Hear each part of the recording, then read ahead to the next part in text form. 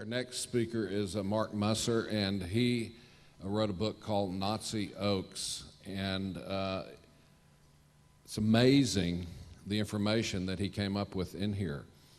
He went to what college?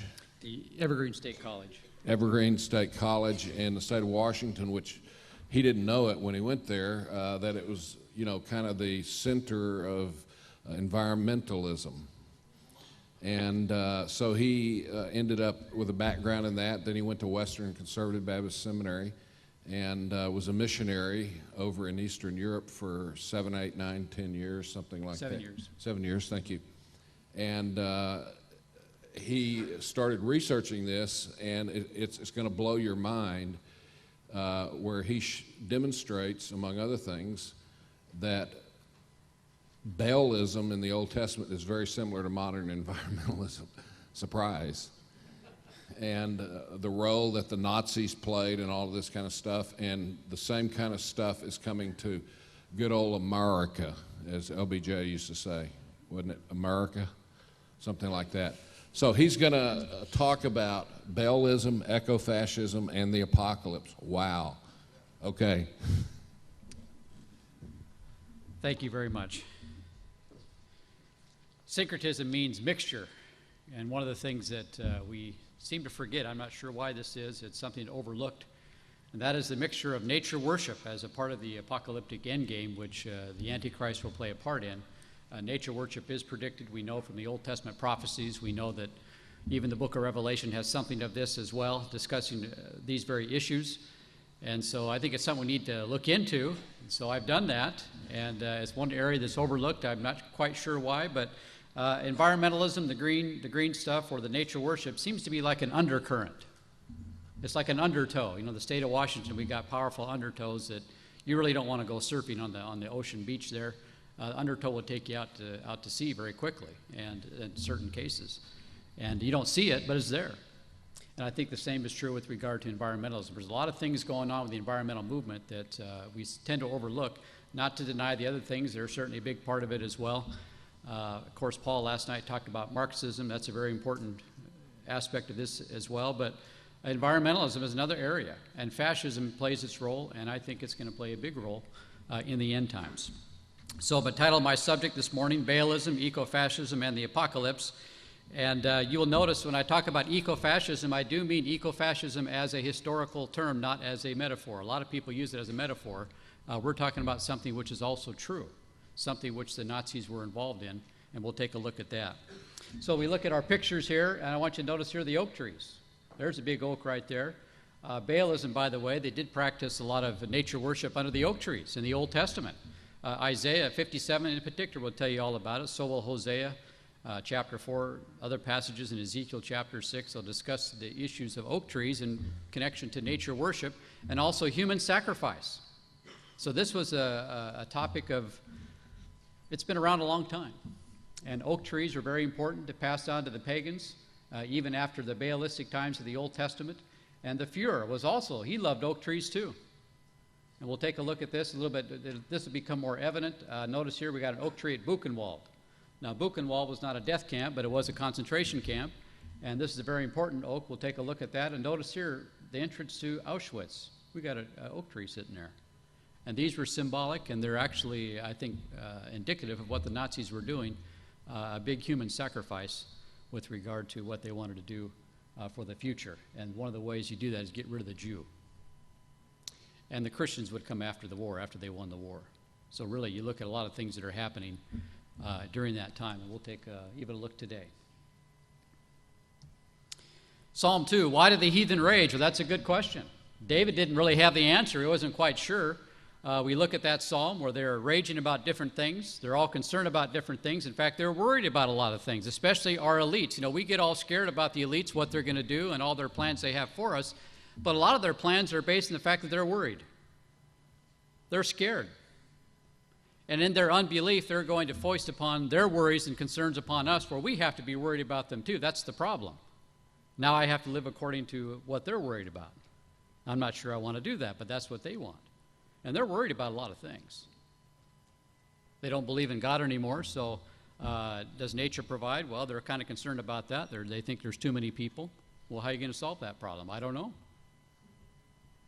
I think some environmentalists have some answers to those kinds of questions, and some of our elites do. Can they carry them out? Well, I guess we're going to find out sooner or later.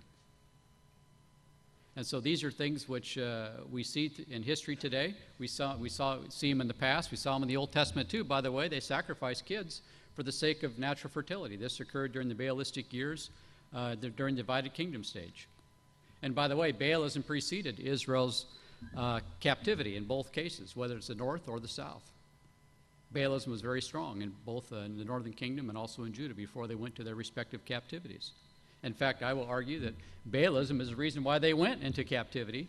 And of course, Tim set me up pretty good, because where'd they go? They went into Babylon, which is the center of nature worship. And then from there, God is going to reveal to Daniel the future and the things that are going to take place in the future from the abyss, from the nature worship hellhole of Babylon. God has an answer to all of these things. If we look at Psalm 2 summary, interesting enough, verses 1 through 3, David describes the conspiratory rebellion of the United Nations Security Council against God and his Christ. That's the first 3 verses. That's what they're doing. They're planning to overthrow God's restrictions which he has placed upon them. In fact, that's what verses 1 through 3 really emphasize. What does Paul tell us in 2 Thessalonians chapter 2? Paul tells us that God is restraining men at this point. And that restraint is still happening. He doesn't let people do whatever they want to. I mean, he does give them freedom, but he doesn't let them, there are certain restraints which he has put in place. By the way, one of those restraints is the Tower of Babel and what happened, dispersion. He divided out the different nations into different territories and different places, and that places restrictions on people. They want to bring back the Tower of Babel. That's going to be difficult. And by the way, if you look at during the Great Tribulation, it's not going to be easy for the Antichrist to bring about this one world global order either. There's a lot of warfare going on, in case you haven't noticed, in the book of Revelation. And I don't think he's going to do it, because he'll get them close, but it's going to be very difficult. There's going to be a lot of warfare. A lot of people are not going to go along. So there's a lot of things that are going to take place in the future. And the Gentiles are raging even today. And Psalm 2 tells us about this conspiratory rebellion. They want to bring back the Tower of Babel. They want to throw off the restrictions of God. And ultimately, of course, we know God will have the last laugh. And that's also in starting verse 4. David describes God's sovereign transcendent control over the rebellious affairs of the world. And then verses 7 through 9, David reveals a divine counsel within the Godhead that will bring an apocalyptic end to this worldwide rebellion. We know this to be the Great Tribulation. And that's what the Great Tribulation is all about, to bring an end to this conspiracy against God and against his Christ. And then verses 10 through 12, David warns world leaders to humbly trust in the Lord. That's a great psalm. And by the way, many prophecies are very similar to this throughout the Old Testament. It's not something unique to Psalm 2. It's predicated and predicted throughout the Old Testament. And if we were to look at Psalm 2, we would recognize that premillennialism makes perfect sense with regard to Psalm chapter 2. Before the kingdom comes, as prophesied by David and by many other prophets of the Old Testament, especially the later Old Testament prophets make it much more clear, there's going to be a terrible time of human judgment, God's judgment against sinful man, his rebellion. And premillennialism makes perfect sense according to the Old Testament.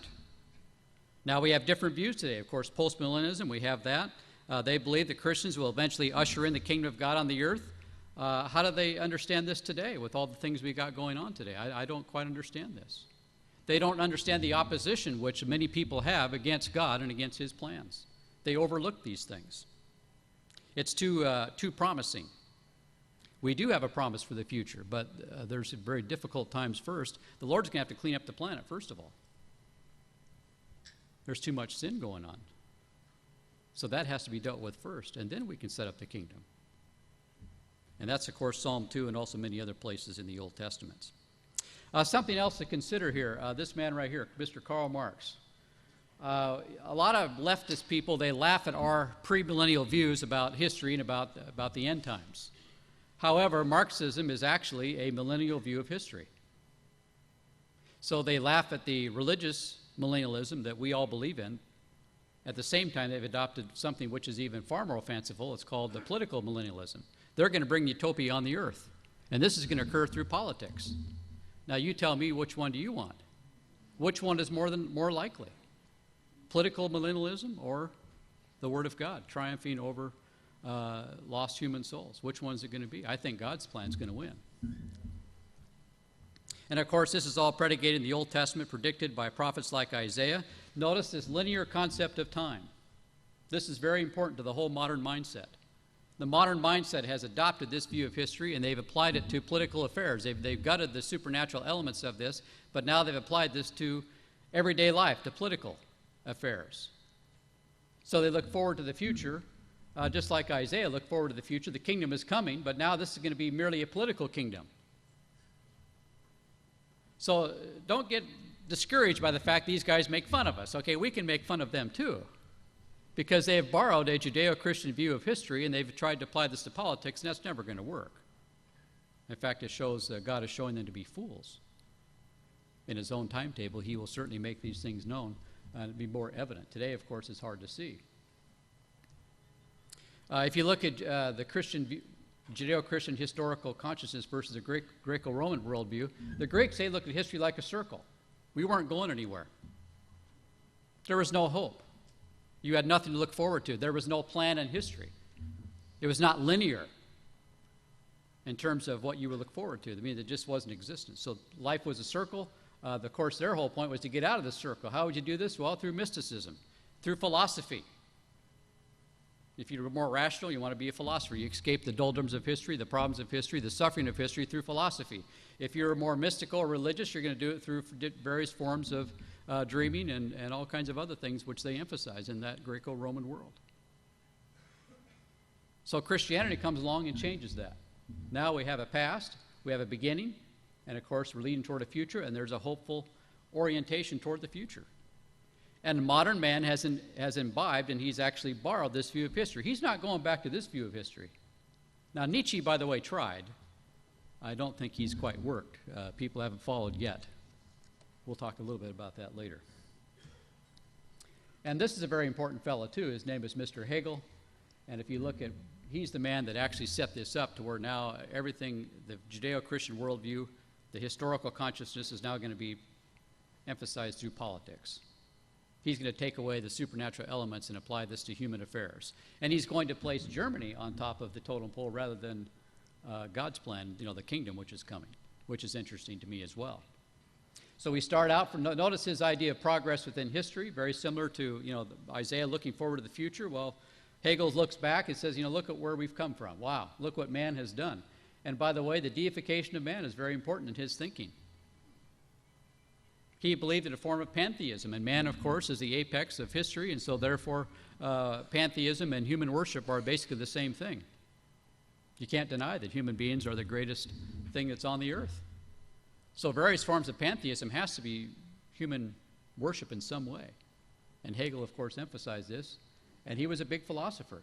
So he talks about how we start out Oriental despotism in the old days, and then we have the Greco-Roman world where some men are free, and then finally, we have the Christian Germanic world where all men are free. By the way, I really enjoyed Paul's discussion yesterday. I don't know why we don't call this stuff Christian fascism. Isn't that what it is? What do we got here? Christian Germany, they talked about an Aryan Jesus, didn't they? Isn't that what they have, some of these people? Not all of them, but some did. I think Ernst Haeckel, he was a big guy on Darwinism. He looked for an Aryan Jesus. Now they're talking about, a sort of de-Judified Jesus. This kind of stuff goes on. Hegel sort of did it too. So we start out with Persia, tyranny, Greece, democracy. Oh, that's a wonderful thing. Rome, unity and law. Christianity gave us world religion. The Reformation gave us a conscience. And the Enlightenment, notice here, the rational state. Oh, wow. Good government for you. It all makes perfect sense, and everything the politicians do is perfectly rational. That's their view of history. Where did they get that from? From the Bible. And of course, here we have Marxism. They want to create a utopia on the earth where you don't have to work anymore. That was the original Marxian attempt. That's what he wanted, what he tried to emphasize. Industry is going to become so great that you won't have to work anymore. That's classic Marxism. Now, Marxists don't believe this anymore. They believe other things. They're Marxist sort of, kind of, but now what they emphasize is sort of a postmodernism, whatever that is. And really, postmodernism is actually a form of fascism rather than Marxism. They've drifted over into fascist understanding to a lot of things, especially with regard to environmentalism and nature. A lot of Marxists have become environmentalists. And once you transfer from Marxism, that classical view, industry is going to come save us, to nature worship, what happens? You've just changed the game, and now it's fascism. By the way, many Germans did the same thing in the early 1900s. They switched from Marxism to fascism. Mussolini is another example. Maybe no one believes this Marxist eschaton anymore. They've changed their views. Now it's nature worships, environmentalism, postmodernism, and that's what we have today. And of course, in order to get there, a lot of people are going to have to die along the way, aren't they? What are you going to do about all these people that die? How are they going to have a hopeful eschaton in the future? We enjoy no work, and the work, we don't have to work anymore. Mankind is so great. The industry's done so great. We provide so many goodies. People don't have to work anymore. That's what he taught. Well, what about some guy who lived back here? How about the guy who lived here? Or maybe the guy that died of a heart attack right before it all took place? Or how about the whole shooting match here? Is there any hope in this view of history? No. See, this is a Christian view of history, and this requires a resurrection to make any sense. And that's precisely why Christianity has a linear concept of time and a goal orientation to history, because they believe in the resurrection of the dead. And when you don't believe this view of history makes no sense. And so now we have something called Social Security in our own country. And what do? They give you your retirement just as your body falls apart. Wonderful.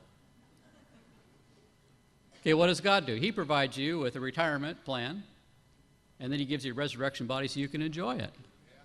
So which one do you want? Which plan do you want? Can we vote on it? Yeah. Well, what about the 1,000-year Reich? Isn't that millennial as well? Isn't that what they called it? Yeah, I think so. No, actually, it's a little bit different. Probably the 1,000-year Reich is based on Nietzsche. I don't want to get into that whole discussion right now, but that's for some future discussion. Nonetheless, this is a counterculture millennialism. It's against the Judeo-Christian worldview. And Nazism, really, if you look at it, I'm stunned. Nazism is very complicated. We have a caricature of Nazism which is completely false, which the Marxists and the socialists have foisted upon us. It is a very deep movement, and there was a lot of elements involved. Look at this list here. You got Romanticism. That's an early form of what we call today environmentalism. We have social Darwinian evolutionary biology. Boy, that's a loaded term there, too. Social Darwinism, that means Germany's on top, the Aryans are on top. We have Darwinian theory, evolution. By the way, racism used to be big evolutionary science in the old days up until World War II. Then they had a big repentance about the subject. Now they don't even talk about it. They thought the white man was on top of the totem pole, especially in Germany, thanks to Hegel and some other people. And of course, they're the smartest bunch that ever lived, right? Especially in the 1800s. They had some of the greatest intellects of all time. And what do? They attack the Bible. And then what do? They set up their own German millennialism in its place. Isn't that something? So a lot of different things. Hegelian pantheism was a part of it, a little bit. Nietzschean existentialism. Nietzsche was one of the first existentialists, not the only one, where he emphasized existence, the earth and its existence, against transcendental Judeo-Christian values. God's above nature. So he's going to put everybody within the purview of nature because God is dead. So now he's going to emphasize existence against Judeo-Christian values. Don't pay attention to him anymore. God's dead. They're not going to help you. Nietzsche was revered by many Nazis.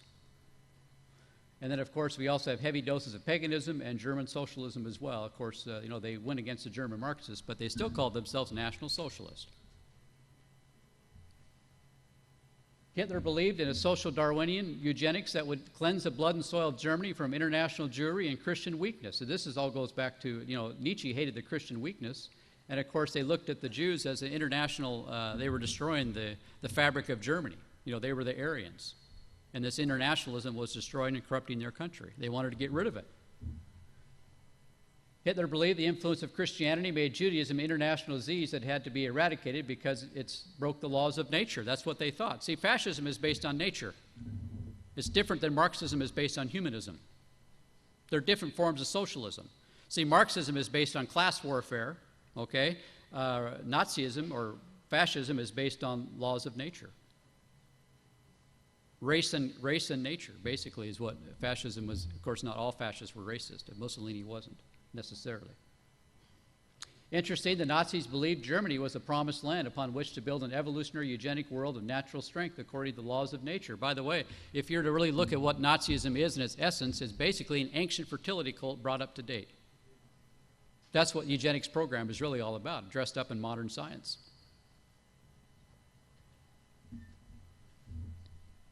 Hitler called fascism a spontaneous return to the traditions of Rome. Now, this is very interesting. Fascism may have been the first step to help bring back what we call the Greco-Roman Empire. The geopolitical fallout of the end of the Cold War, well, the nuclear Cold War helped to foster the cancerous growth of environmental fascism. Everybody's environmentalist today because we're worried about what mankind could do to the earth, and this really began with the dropping of the bomb. This was especially felt in Germany, even though they didn't get the bomb, yet they were bombed into oblivion, and so the Greens in Germany became very apocalyptic in their mentality. And the idea of an environmental apocalypse really goes back to Germany. We'll take a look at this.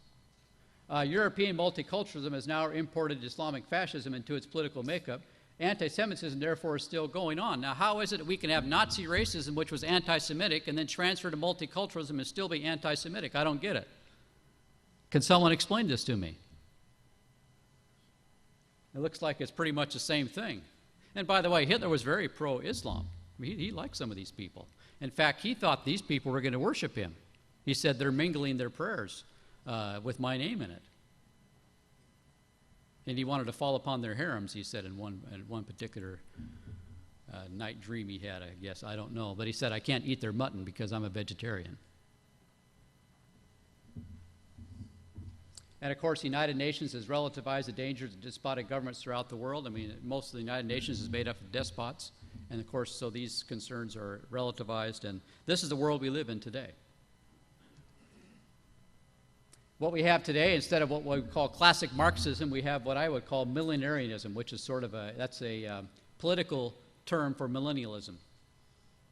It's like a post-millennial political situation. A lot of people are looking forward to the future.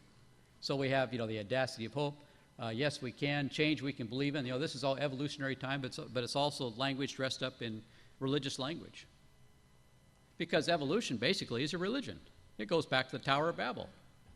It's been around a long time. The Greeks and Romans believed this stuff back, 2,000 years ago. Lucretius, of course, he was an rationalist. This is not something new. Something very old. We can call it millenarianism at the UN. Notice, again, the utopian views they have. The Millennium Development Goals. This is our future. We are to look forward to this future. These are the things that they're focusing upon.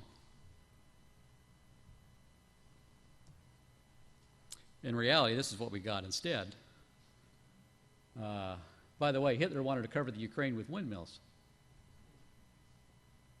All the sustainable development stuff essentially was born in Nazi Germany. Because what you have is environmentalism, or the early German Greens, coming together with racism, and they merged to create what? Sustainable development. And now this stuff is everywhere, being propagated and promoted every time we read the newspaper. By the way, Charles Manson, he was caught, in the California desert. You know what he was doing? He was in a dune. He stole a dune buggy. And he was pretending to be Rommel out there in the desert, out in the desert sand, and they caught him. Interesting. Of course, we have the New Age movement. Existentialism, again, uses existence itself to trump transcendental Judeo-Christian values. That's what existentialism is really all about. Existence trumps those spiritual realities which we hold to be very dear. Other problem, technocracy is coming out with new forms of digitized biochemical eugenics that makes Nazism look extremely primitive. This is another area, which is a huge area that a lot of scientists are looking into, is something to keep your eye on. They want to provide eternal life for you by putting your mind into a computer onto the web or something. I haven't quite figured this out. Something like this. I've had guys talk to me about these different issues. I'm not an expert on it. I just hear about it and I report it to you. Well, how about the environmental apocalypse? Isn't this an apocalypse? See, this is an apocalyptic worldview. People have adopted the Christian apocalypse, but they've applied it to political affairs, and especially this is true with regard to the environmental movement. So, you know, this is what we have. Look at here in Germany here. They're flooded, global warming. By the way, one of the first men to popularize apocalyptic global warming was Gunther Schwab. He was an Austrian Nazi. He wrote a book called Dance the Devil in 1958. It sold over 1 million copies by 1970. It was not some unknown book. Of course, it was in Germany. This has been around a while.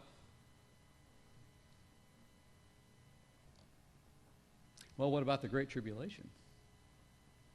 There's going to be a lot of problems during the Great Tribulation. Most of them are environmental. The great catastrophes we see. What's all the technical stuff? What's going to happen to all the technical stuff when everything starts to fall apart? My guess is that we're going to be put back to the Stone Age probably pretty quickly.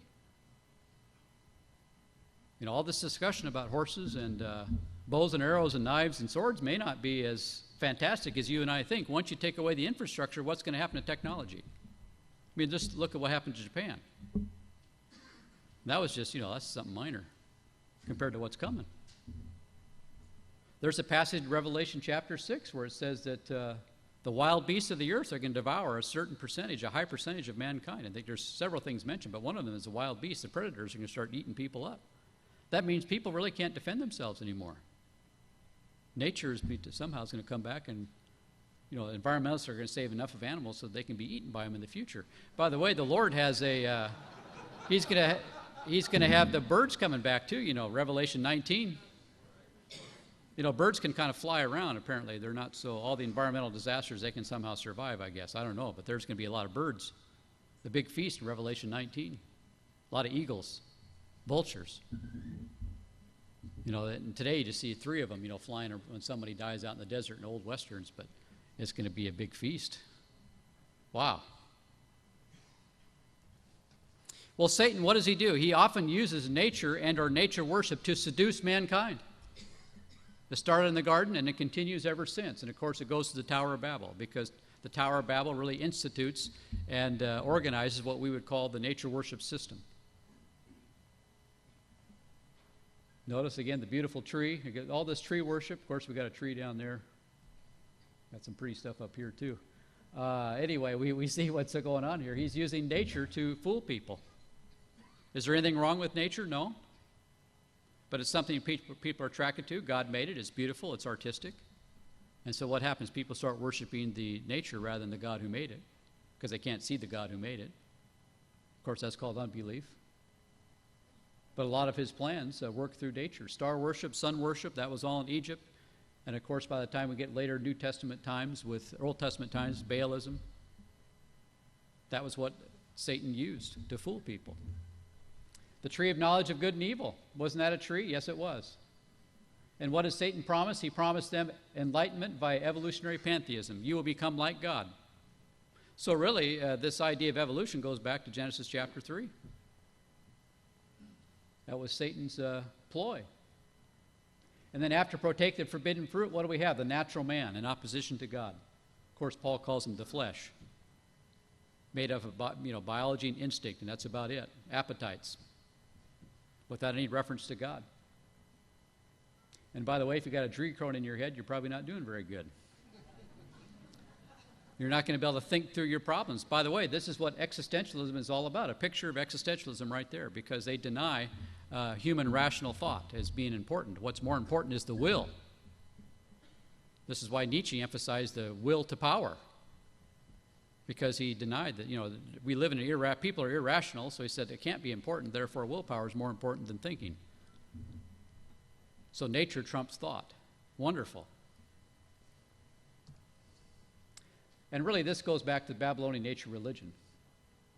Babel revered the polytheistic gods of nature. Ancient Babylon is a religious source for evolutionary pantheism. Ancient Babel prided itself in its religious building technology and I'm a little bit sarcastic, Tower of Babel was the first green building. But isn't that nature worship? Aren't they nature worshipers? Yes. And by the way, don't get this idea that environmentalism is totally contrary to economies or with regard to technology. It's not true. Nazi Germany blended them perfectly together, at least in their minds.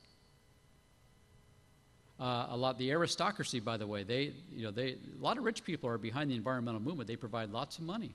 Without the aristocracy and rich people or rich corporations providing them money, the environmental movement would be dead. Germany today is the greenest country on the planet. They're also one of the richest. So keep in your mind that some of these myths that we have are not necessarily true with regard to the green movement. And nature worship, by the way, and the worship of man are not contradictory. They do go together, as we've already mentioned. Of course, in the Bible, historical Nimrod, he was a grandson of Ham, whose line was cursed. Genesis 9. Nimrod was a mighty king and hunter, the founder of pagan imperialism. That all goes back to Babel. Nimrod was the founder of Nineveh in Assyria, and Nimrod was the founder of Babylon, the land of Shinar. So he becomes foundational to a lot of different things, which, by the way, the Lord is going to bring to an apocalyptic end back in Babylon. And I think, what was it, Dave Hunt, that said, where history began is going to be the place where it will end. In one of his books. I think it was one of the books I read. That's a good statement.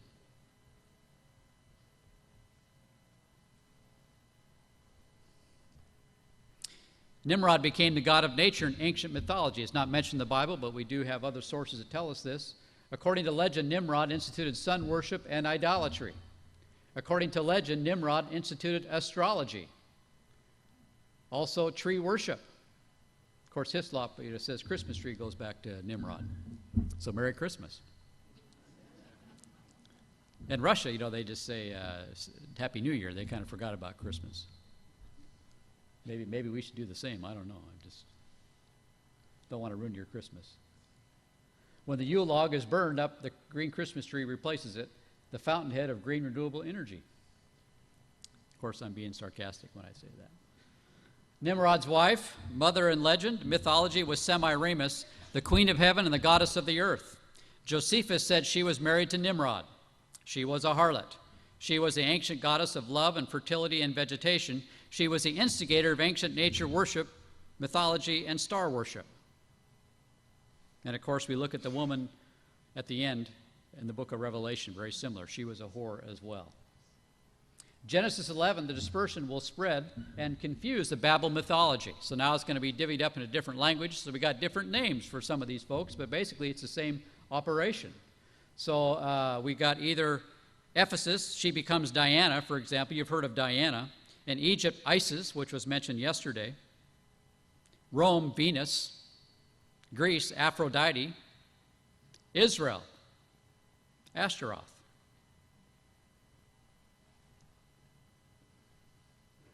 And notice all the things that Baal later becomes. That's Nimrod, basically. Nimrod becomes Baal. So Baal was married to Ashtaroth, and that's sort of the Nimrod, Queen of Heaven marriage. Or we can call it harlotry, is better to call it. Canaanites believed that Baal was a storm and fertility god who bestowed upon man and land the blessings of fertility. He sent forth lightning, fire, and rain. He gave corn, oil, wine. He did everything. He could revive the dead, heal the sick, and bestow the blessing, give health care, whatever you want to call it. This was Baal. The weather, too. What was Elijah fighting? He was fighting global warming, wasn't he? Wasn't there, at least, he actually predicted it. It was getting hot, getting dry. What are we going to do? Well, Baal was the answer to most people, and Elijah says, no, God is. And by the way, Elijah was under a lot of pressures, wasn't he? It was a time of tyranny, environmental tyranny. And Baalism was at the heart of the issue. Now, this is what they should have been doing with regard to what God had plans for Israel in the Promised Land to enjoy the blessings. He gives them a place of rest, a place of retirement for them to enjoy. And this is what should have taken place. But Baalism subverted every one of these spiritual principles which the Lord gave to them. So they no longer even had these things. We could spend a lot of time all day looking at these verses. And these verses protected Israel and their economy and their way of life from distorting or going back to, the pagan nature worship around them, which was so rampant. So what happened? Instead of those things, we have the eco-fascist tyranny of Baalism. The northern kingdom under Ahab and Jezebel was an oppressive time of global warming and eco-tyranny under the nature worship of Baal. Many verses on this. The 60s generation of the northern kingdom, the H60s, was a time of strict environmental asceticism and raving and also perverse sexuality with cult prostitution. Isn't that what the 60s was all about, pretty much? Have things evolved? Not that much, have they? Not really. We're going backwards. So they would cut themselves. Here's our environmental asceticism for what? Fertility of nature. And on one hand, they had this sexual perverseness, which was, wild and unbelievable. See, God is actually very different. God is very free with most things with regard to what we do. But he's very strict on marriage and sex. Today, our culture is exactly the opposite. With regard to sex, you can do anything you want to, but everything else is forbidden. Which one do you want? If you have your own family in order, you love God, you love your wife, and vice versa, you can take care of you can do a lot of other things too. God gives you freedom to do those things. If you can't do that, then why would he give you more? And of course, we're losing our freedom. So it goes back to these very issues. Baalism destroyed both houses of Israel and Judah. Hosea compares Israel's Baalism as a drunken whorehouse of death by his marriage to Gomer. God commanded him to marry a prostitute. And by the way, that command is not for you. And then you read passages, commentators, they sit there and they get all uptight about this. How can this be? Oh, she couldn't have been a real prostitute. Well, it illustrated God's relationship to Israel was so bad. It was rotten. Oak trees were worshipped. Judges 9, Isaiah 44, Ezekiel 6, Hosea chapter 4. Isaiah speaks of Israel's lack of spiritual leadership and the child sacrifice of Baalism in Isaiah 57. 2 Kings showcases Baalism to explain why Israel was carried captive to Babylon, a whole chapter on it. Jeremiah compares Baalism with brute instinctive behavior which ruined Judah. And Ezekiel predicts a Babylonian captivity because of Judah's nature worship in Ezekiel chapter 6. So these things preceded Israel's downfall. And so while in Babylon, God will now reveal to Daniel the future. So here on the one hand, we have our human worship. That was Daniel chapter 2 with regard to prediction of the future, right? Well, what about Daniel 7? Now they're compared to wild animals. Here's our nature worship. And what's the Antichrist called? He's called the beast. He's compared to a wild animal. By the way, Hitler liked to call himself Uncle Wolf. That was his favorite term. He imagined himself a wolf howling to the crowds. He called his SS his pack of wolves. Hermann Goering used to walk lions around. He loved, he liked the lions. He loved animals. So did Hitler. A lot of these Nazis, they loved animals, especially the predator type. Never Cry Wolf cult, where was that born? Nazi Germany. Aldo Leopold visited Nazi Germany in 1935. He's the father of deep ecology in America. He thought it was great, many of the things the Nazis were doing with regard to the environmental movement in 1935. He didn't congratulate everything he did, but he says, wow, they're actually doing something. Americans just talk about it. He's revered today. Of course, he was also a hunter, by the way. And Nimrod was a hunter. Teddy Roosevelt was a hunter. He was a conservationist. Aldo Leopold, the father of deep ecology, he loved hunting. Native Americans, they love hunting too. Don't they? There's something spiritual about hunting.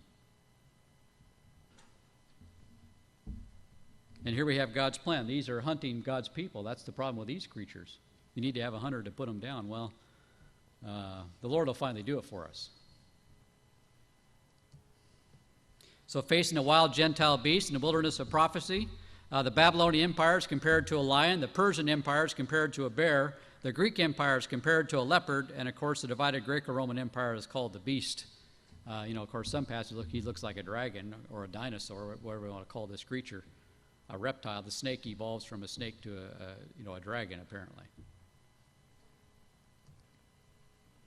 And this nature worship will continue. Of course, Israel will walk away from this, which is good after the Babylonian captivity, but it will continue in other places of the world and become very important, especially in places like Greece.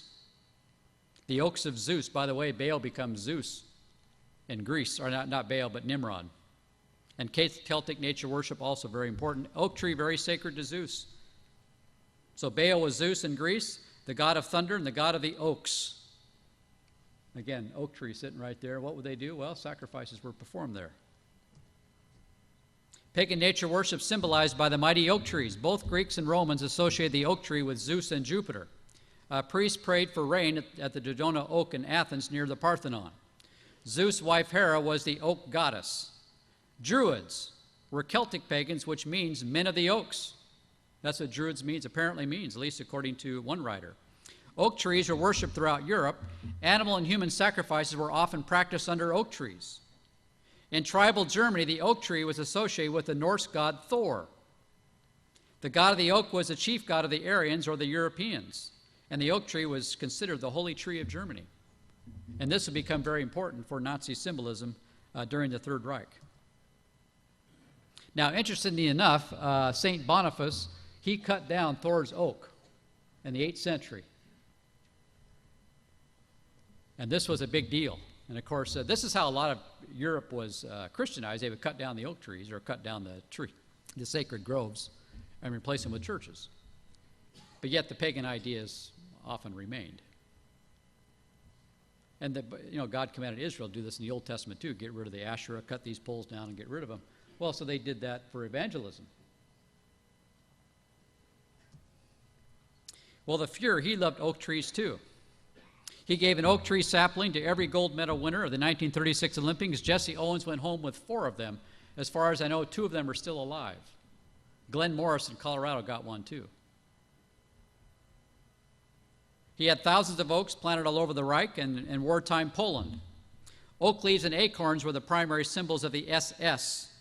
Nazi death camps were often laden with oak tree symbolism, and Adolf Eichmann's last name essentially means the man of the oaks. He was placed in charge of the final solution. He had all the numbers. And he was a fanatic about finding, getting his numbers quota, making sure he got everybody. He didn't quite make it. He came close.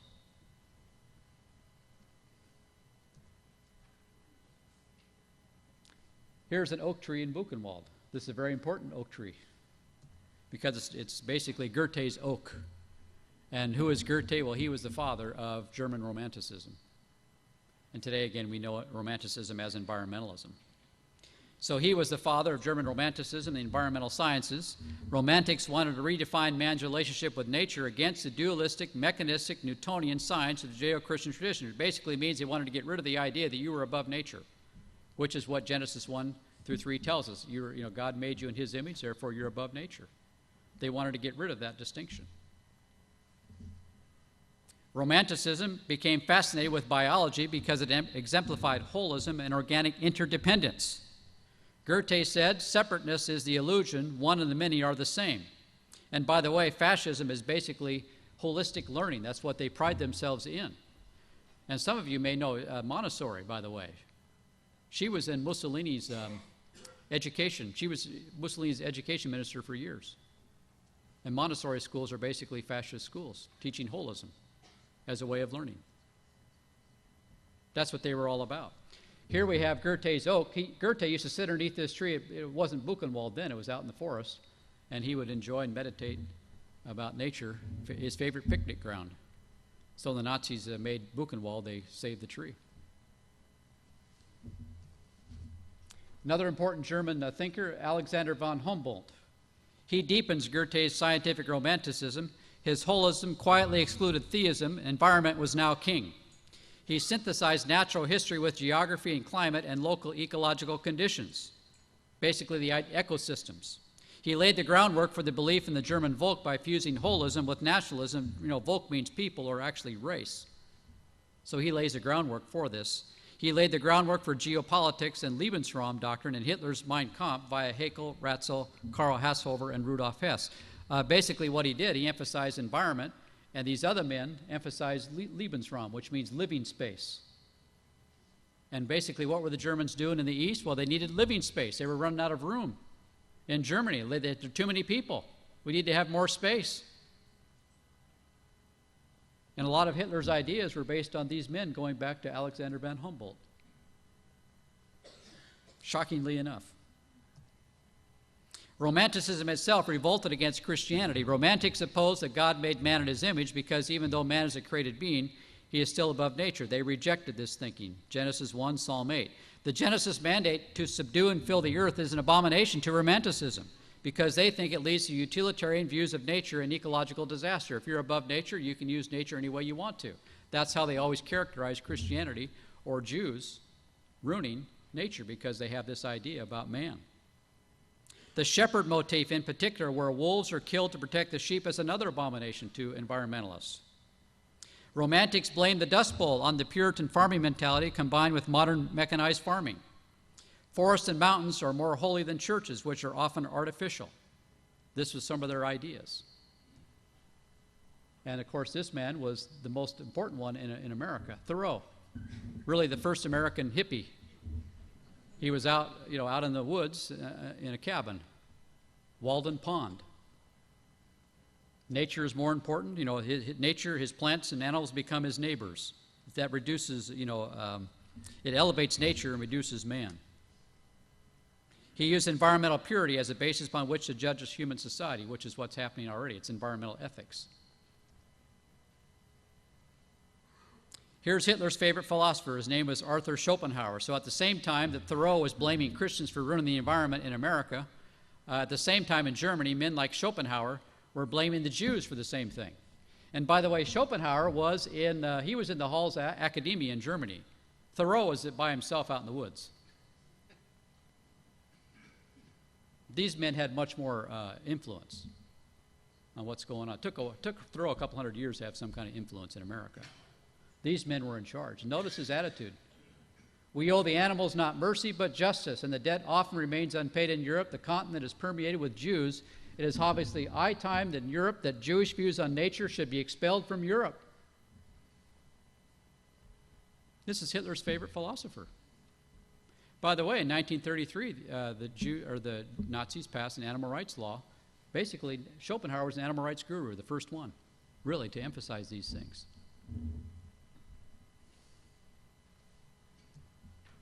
Another early German environmentalist, Riel, also very extremely anti-Semitic. He became the German romantic champion of the forests and wetlands.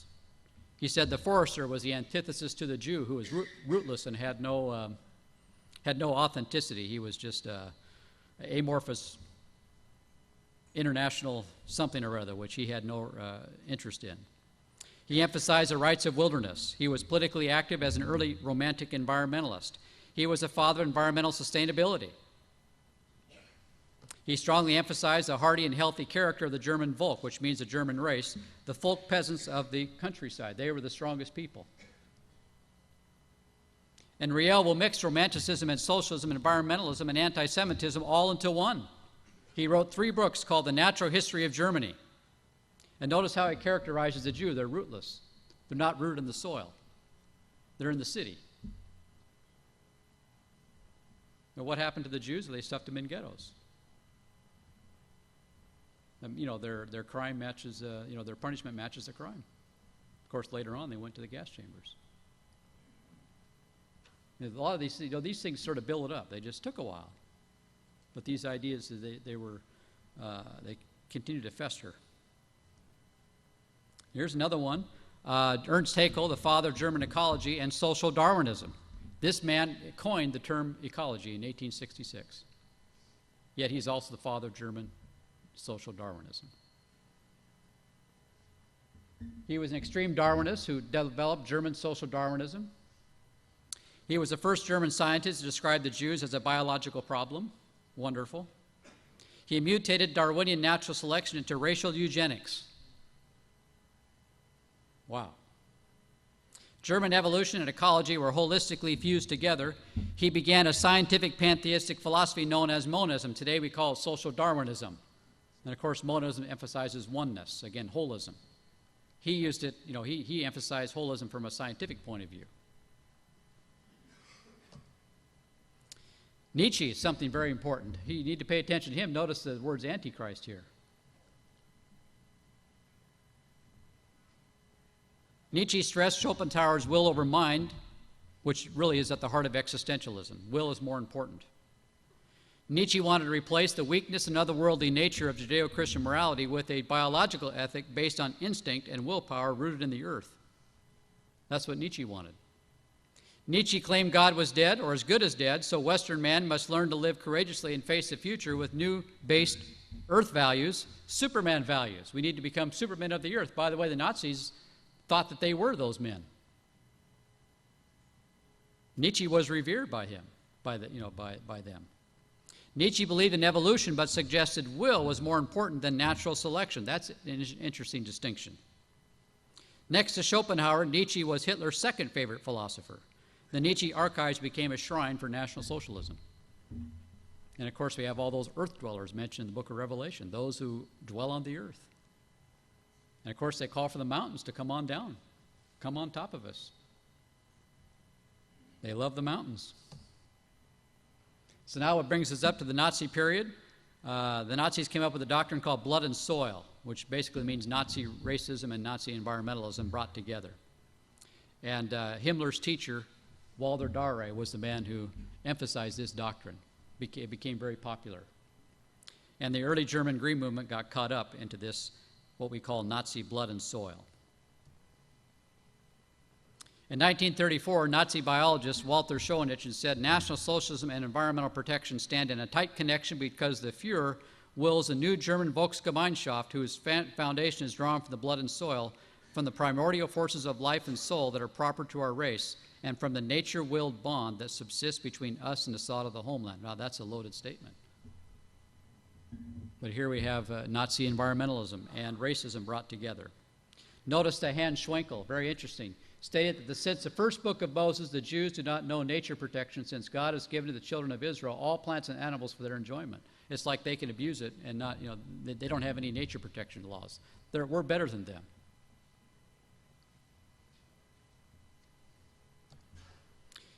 In 1933, the Nazis passed an animal rights law.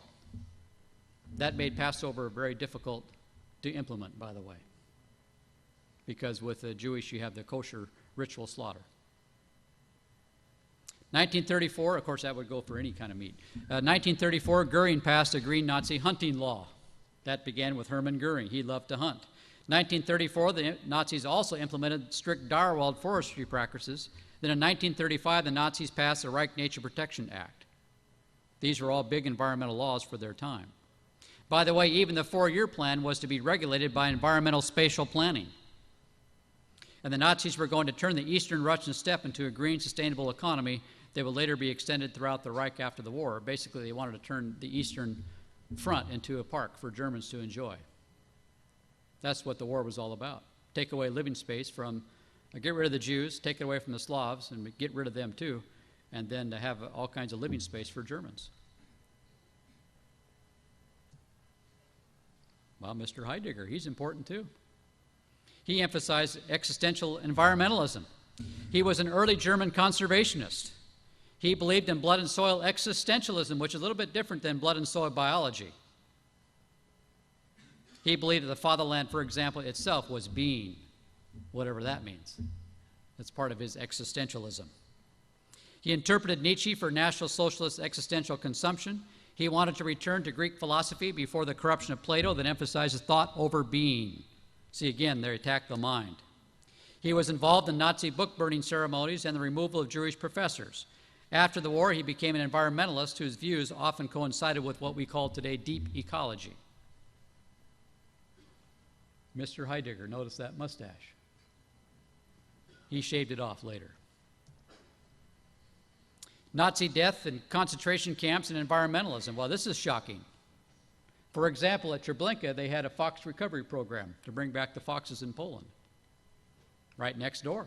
So on one hand, the SS side of the camp was a beautiful camp, a garden looked like a garden, and they had a little zoo there for the SS to enjoy, and they had a fox recovery program there. And then, of course, next door, they were getting rid of Jews on a massive scale. Almost 1 million died. And then right before they shoved them into the gas chambers, they would walk through what they call the way to heaven. And of course, they're going into the gas chambers as they go in. By the way, that's German existentialism. People have actually blamed Christianity for this. It's not true. That's Nietzsche existentialism at work. Here's at Auschwitz. They had a wonderful little retreat center. A lot of people had a good time. Rudolf Höss, in charge of Auschwitz, he was a nature lover.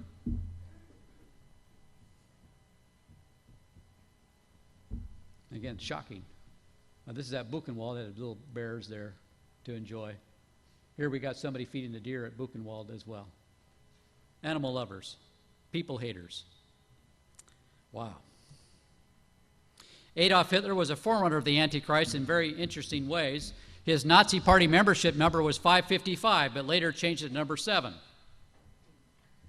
He knew the messianic nature of that number. He was an ascetic vegetarian who was planning to make Germany vegan after the war. That's interesting. By the way, I think 1 Timothy 4:3 tells us that in the last times, men will forbid marriage, whatever that means. I think it's going to be more than just monasticism and monkery in the church. Men will forbid marriage and also the eating of meat. And Hitler waxes eloquently about this all the time in Hitler's Table Talk. He wanted to make Germany vegan. He even believed his own dog would become vegan. Wow. His 1933 animal welfare law essentially forbid Jewish ritual slaughter and Passover. Think about this with regard to the Jewish sacrifices if they build the temple and start reinstituting the animal sacrifices. What will the world say? Especially now that we've become so strong with our environmental thinking. He had plans to take control of the economy after the war. Of course, we know this to be especially the case, Revelation chapter 13. He asserted that he will become a religious figure and boasted that some people already worship him. Of course, we know that 2 Thessalonians 2:4, the Antichrist will demand that people worship him. Notice again, he defined fascism as spontaneous return to the traditions of Rome. And of course, Daniel predicts the coming back of the Roman Empire. He had plans to change the Judeo-Christian calendar. Remember the passage in Daniel 7:25 where they will make changes in times and in law. They're going to change those things. See, man wants to burst the fetters of God. Psalm 2. He believed in a green, blood and soil, 1,000-year millennial Reich for Germany in contrast to Israel and the Promised Land. Some important quotes from the Fuhrer. Notice that 1937, never was humanity in its external appearance and its frame of mind nearer to the ancient world than it is today. Wow. Let's bring back the Roman Empire, which is what he wanted to do. Notice the next quote. The great migration set out from the east. With us begins the ebb from west to east. That's in accordance with the laws of nature. By means of the struggle, the elites are continually renewed. The law of selection justifies this incessant struggle by allowing the survival of the fittest. Christianity is a rebellion against natural law, a protest against nature. Taken to its logical extreme, Christianity would mean the systematic cultivation of human failure. And of course, God picks those human failure, the people that are failure, the runts. That's who God picks. Hitler got rid of those runts. Again, totally different than what God wanted. But notice, now we're going to go east. Okay, what's the Antichrist going to do? He's heading east. Isn't that what he's doing? Starts out, I assume the Antichrist is still coming from Rome. I haven't seen anything to suggest otherwise. I know people debate it. But the princes to come, I think that's pretty clear in my opinion. He's starting out in Rome and he's heading east. By the way, today, Italy's a little country. It's a little horn. Of course, I think it's probably going to be smaller than that or whatever that's emphasizing in Daniel. It's not a big country today. The Nazis thought they were big scientists. They thought they were the best science in the world, but wow. What do we got going on today? Well, a lot of things. Modern science was originally built on natural theology that presumed God made a rational world governed by rational natural laws. That's the science of the Middle Ages. Newton, physics was based on those ideas. The Enlightenment replaced the natural theology of Bacon and Newton with naturalism. The Romantics then plunged science into holism and existentialism. See, there's a lot of ideas that have gotten into the scientific worldview, which have distorted the whole point of science. Darwin plunged the scientists into the tyranny of nature through evolution. Haeckel then infused evolution with pantheism, monism, eugenics, and politics. Wonderful. Quantum mechanics infused romantic vitalism into physics. Nazi Aryan science replaced the Baconian slogan, knowledge is power, with Nietzsche's will to power. That's a big difference. When you replace knowledge with will, what's that going to do to the scientific department with regard to knowledge? That's a big change. It's a huge one. Now, in practice, they couldn't implement that, but that's another story. They wanted to. Hitler characterized science as a communion with nature. Conservationist Paul Sears stated in 1964 that ecology had become the favored child of the sciences.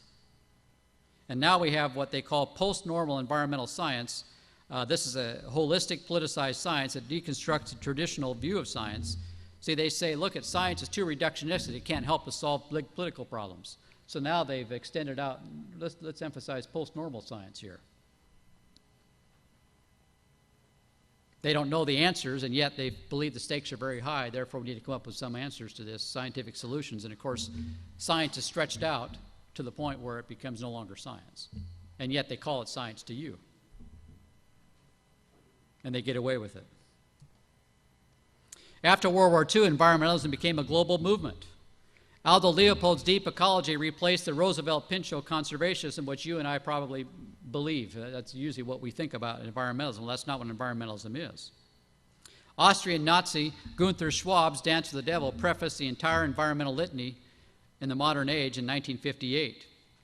The peak oil theory was heavily promoted throughout the 1960s and 70s, and then Rachel Carson wrote this book, Silent Spring, which ignited North American environmentalism. The Environmental Think Tank Club of Rome was established in 1968. Remember, Hitler wanted to return Europe back to Rome. Well, interestingly, and of course, he was something of an environmentalist. Well, the Club of Rome is an environmental think tank. And they're behind a lot of the things we see going on today in our world with regard to environmental regulation. They read one of the most popular books read of all time in environmental communities. It's called The Limits to Growth. And that's their book. 1972. Sustainable development has seemingly replaced communism and the older socialism of Europe. Global warming then became the chief concern of the environmental movement starting in the 1990s. The Club of Rome, established in 1968, is the most powerful think tank, environmentally speaking, in the world.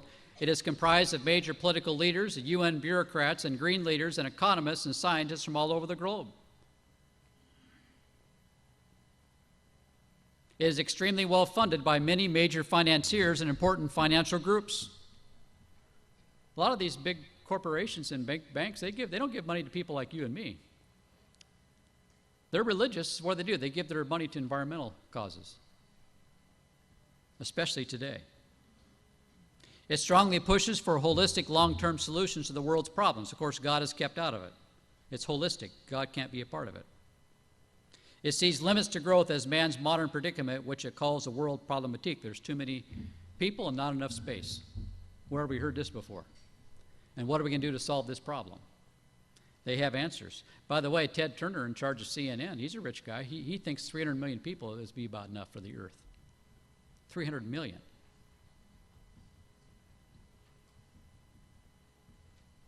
And, okay, well, what are you going to do with all them people? God doesn't worry. He commanded it, fill and replenish the earth. But people are worried about these things. There's too many people. Interestingly enough, in the 1970s, the Club of Rome wanted to divide the planet into 10 bioregions. Of course, we know the 10 kingdoms are discussed in the book of Daniel. I don't think there's a connection, but it's interesting to me how they're thinking here. I take it the 10 kingdoms are, the European Union in some way, or 10 leading nations. Very well, I don't know how it's going to work out. I'll let the Lord worry about it. Bioregionalism is global environmental Lebensraum. This is a big push today. Bioregionalism is where environmentalists define as an area that shares similar human culture, topography, plant, and animal life. Bioregions are often organized around watersheds and can be nested within each other. Bioregional boundaries are usually not rigid and often differ from political borders around countries, states, and provinces. They want to redraw the maps and use bioregions to do it. Ideally, bioregions are places that should be self-sufficient in terms of food, products, and services, and would therefore have a sustainable impact on the environment. So you're creating all these self-sufficient economies. That's what Nazi Germany was trying to do in the 1930s. Then Hitler couldn't do it. Then, of course, he had to conquer all these nations. He still wasn't self-sufficient because that's not the plan of God. It's not reality. But that's what they wanted. Environmentalism does too. This is a new thing, Agenda 21. Well, it's been around since early 1990s, but emphasizes sustainable development. Basically, Agenda 21 bypasses Congress, goes straight from the UN to your local community, and passes all kinds of regulations through the local people there, so you can not build a house or whatever it is you want to do. You're going to have problems doing it. I think Tim mentioned some issues. Government permission program. Spatial planning, basically, which is rooted in the Nazi era. Agenda 21, the Rio Declaration on the Environment and Development, and the Statement of Principles for the Sustainable Management of Forests were adopted by more than 178 governments. Agenda 21 is designed to force the entire world to adopt sustainable development program for the UN itself, down to the local region of where people live. And they want to rewild a lot of areas of America, just keep people out of it.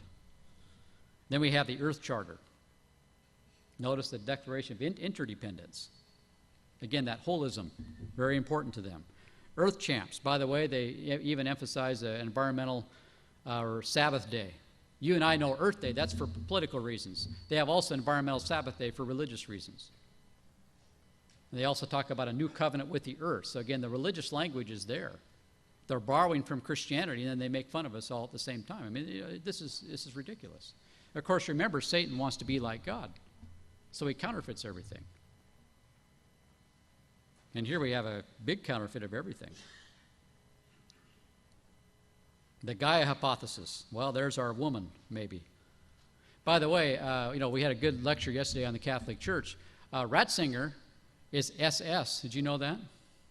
He was in the SS as a young man. He's also green. These things can come together in some strange way. It's not impossible.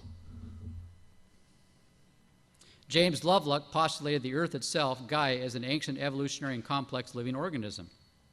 All life forms on the earth pantheistically belong to Gaia. Biodiversity co-evolves with other organisms to benefit the larger whole of Gaia, and Gaia is named after the Greek goddess who drew life out of chaos. Gaia was considered the mother of all life, including the mother of all gods and titans, and Gaia is a total planetary being. By the way, James Lovelock is a scientist. He's had a recent repentance, however. Last year he had a big utility bill in England, and he's not so sure about renewable energy anymore. It got very expensive. And of course, Israel ruined their economy paying for Baal. We're doing the same. Will environmentalism help bring back the kings of Europe? That's a good question. Many of the kings of Europe, like Nimrod, they were in control of the hunting grounds around the city, and you could not touch them. Martin Luther complained, look, we need to cut wood to keep our houses warm. King said, no, you keep your hands off. That was part of the peasants' revolt, by the way. And then, of course, Martin Luther said, you guys got out of control. Charles, boy, he's a lover of nature. Prince Philip, he wishes he can come back being reincarnated as some kind of disease to kill off a bunch of people. That's his dad.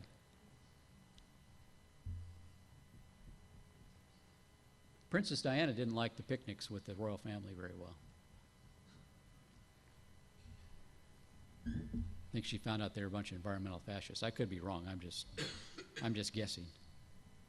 At least some of them. At least her husband. I think the Queen is probably still pretty decent. By the way, he's called the earth as a mosque. We can talk about environmentalism, Islam, too.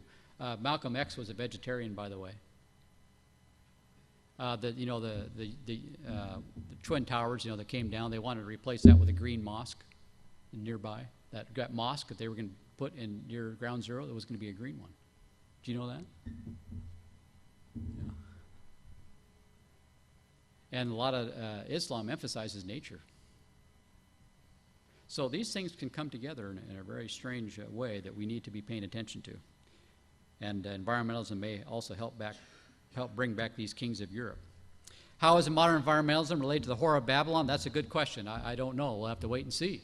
but I think it will certainly play some role in the future, and we need to pay our attention, keep our watch on the environmental movement. They have an Ark of Hope, a wooden chest. They did this on a pilgrimage, by the way. They went to different cities across the country, different parts of the world. They call it the Ark of Hope. Provides a refuge for what they call the Temenos books, so it's like the Ten Commandments, which are a collection of images and words for global healing, peace, and gratitude. Recognizing the UN is central to global efforts to solve problems which challenge humanity, the Ark of Hope was exhibited at the UN during the World Summit in January, February 2002. And of course, they even went around with different schools and universities and museums carrying this ark around. So these are things to be thinking about as we look at the environmental movement. It is not necessarily this tree hugger, touchy-feely type thing. There are some dangers with regard to the environmental movement. Of course, we don't quite see those things yet, but they may come. And something similar to Nazi Germany may again blow up at some point in the future.